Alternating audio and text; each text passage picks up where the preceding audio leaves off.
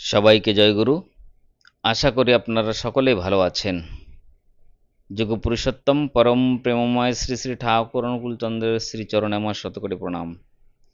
পরম আরাধ্যা জগৎজননী শ্রী শ্রী বড় মায়ের শ্রীচরণে আমার শতকোটি প্রণাম। যারা ইউটিউবের মাধ্যমে আমাকে শুনছেন, সকল ভক্তিমতী মায়েদের এবং দাদাদের আমার অন্তরের অন্তঃস্থল থেকে রানন্দিত জয়গুরু প্রীতি ও শুভেচ্ছা রইল।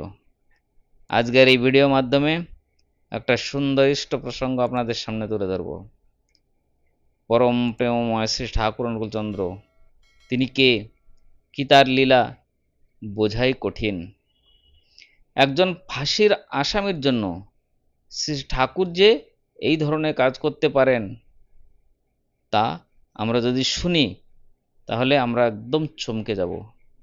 তাহলে শুরু করছে আজকের ইষ্ট প্রসঙ্গ। শ্রী শ্রী ঠাকুর একজন ফাঁসির আসামির জন্য কি করলেন।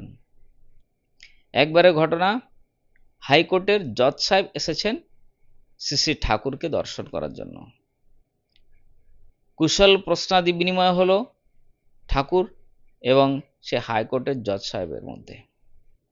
অনেক ধরনের নানাবিধ প্রশ্ন জজ সাহেব ঠাকুরকে জিজ্ঞাসা করলেন, কিন্তু জজ সাহেবের কথাবার্তার মধ্যে একটু অন্যমনস্কতার ভাব, মুখখানাও যেন বিষয়। শ্রী শ্রী ঠাকুর কিছুক্ষণ যাবৎ তার লক্ষ্য করেছেন।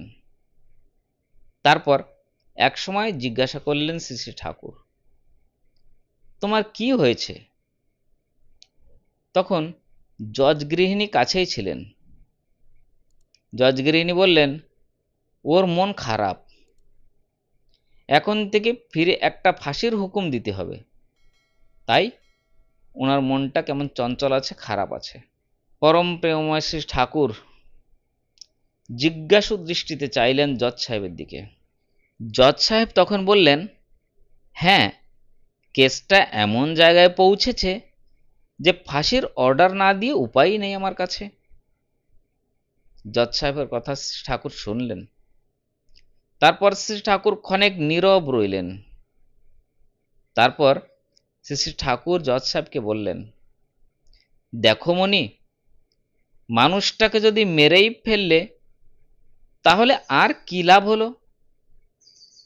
তাকে বাঁচিয়ে রেখে যদি সংশোধিত করে তুলতে পারো তাহলে তারও লাভ, তোমারও আত্মপ্রসাদ। ওই পর্যন্ত বলে শ্রী শ্রী ঠাকুর একটি কবিতার পংক্তি বললেন। আমরা জানি না ওটা কোথায় আছে, শুনিনি কোনোদিন। তিনি বললেন, সত্যে মৃত্যু তার চেয়ে বড় মিথ্যা নাহিকো আর। তারপর আবার বললেন, দেখো, লোকটাকে বাঁচিয়ে যদি তোমার কাছে রেখে তার দুষ্ট মনটাকে শুদ্ধ করে দিতে পারো, তাই হবে লোকটির সত্যিকারের প্রায়শ্চিত্ত। মেরে ফেললে তো চলেই গেল। সেই জন্য জেলখানা নামটা আমার মোটেই ভালো লাগে না। ওর নাম হওয়া উচিত সংশোধনাগার। শ্রী শ্রী ঠাকুর জেলখানার নাম করলেন সংশোধনাগার। একটা সুস্থ পরিবেশে অপরাধীদের রেখে তাদের সংশোধনের ব্যবস্থা করাই শাসন সংস্থাপকদের কাজ হওয়া উচিত। এই রকম আরো কিছু কথা বলার পর জজ সাহেবের মনটা হালকা হয়ে গেল। তারপর ফিরে যেয়ে তিনি সেই অপরাধীর ফাঁসির হুকুম মকুব করেছিলেন এবং শ্রী শ্রী ঠাকুরের নির্দেশ মতো তাকে কাছেও রেখেছিলেন। পরবর্তীকালে অপরাধীটি জজ সাহেবের বিশ্বস্ত অনুগত কর্মচারী হয়ে ওঠে। এমন শাস্তি কি কেউ দিতে পারে? এমন কথা কি কেউ বুঝিয়ে বলতে পারে? এ কি শাস্তি! জীবন বাঁচিয়ে দিলেন। এই হচ্ছেন পরম প্রেমময় যুগ পুরুষোত্তম পরম প্রেমময় শ্রী শ্রী ঠাকুর অনুকূল চন্দ্র। কে তিনি, কি চান? জীব জন্তু কীট পতঙ্গ সবার ব্যথা তিনি বুঝতে পারেন। শ্রী শ্রী ঠাকুর অনুকূল চন্দ্র তাই এ যুগে এসেছেন সবাইকে বাঁচাতে, তাই তিনি দিয়েছেন পঞ্চনীতি। শ্রী ঠাকুর বলেছেন, মরনা মেরোনা পারো তো মৃত্যুকে অবলুপ্ত করো। তাকে ধরতে হবে, জানতে হবে, বুঝতে হবে এবং কর্মের মধ্যে তাকে ফুটিয়ে তুলতে হবে। তবেই বোঝা যাবে যে আমি একজন প্রকৃত সৎসঙ্গী। আসুন আমরা সকলেই যখন পরম প্রেমময় ঠাকুর চন্দ্রের শ্রীচরণে আশ্রিত হয়েছি, আমরা সকলেই চেষ্টা করব তিনি যা বলেছেন আমরা নিয়ত প্রত্যহ সেটা করার চেষ্টা করব এবং আমাদের এই জীবনকে ধন্য করার চেষ্টা করব।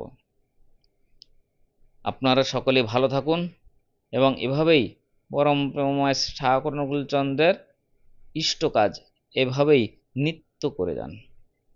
আপনাদের সকলের মঙ্গল প্রার্থনা প্রভুর শ্রীচরণে করে আজকের ইষ্ট প্রসঙ্গ এখানেই সমাপ্ত করছি।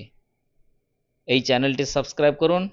এই চ্যানেলের মাধ্যমে পরম প্রেমময় শ্রী ঠাকুর অনুকূলচন্দ্রের ইষ্ট প্রসঙ্গ আপনাদের সামনে নিয়ে আসি এবং অন্যকেও শেয়ার করুন এবং অন্যকে শেয়ার করলে তারাও জানতে পারবে পরম প্রেমময় শ্রী ঠাকুর অনুকূলচন্দ্রের আদর্শ।